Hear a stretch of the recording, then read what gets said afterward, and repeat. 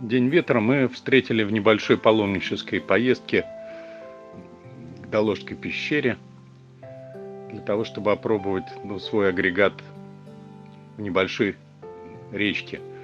Наши районы отличаются тем, что у нас и речки спокойные, и ветра небольшие. И так как сегодня день ветра, хочется сказать, что к ветру мы еще вернемся. И наши установки будут работать не только в наших речках, но и с тем ветром, который есть у нас здесь в средней полосе России.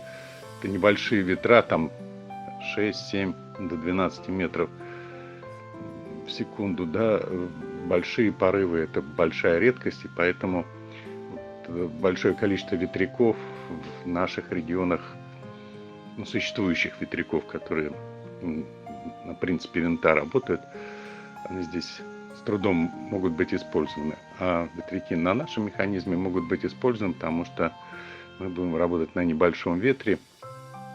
И поэтому для нас это тоже важный праздник. С Днем ветра всех! Получается, все работает. А как? Да, все крутится. Все-таки она крутится, так сказать. Все-таки она крутится.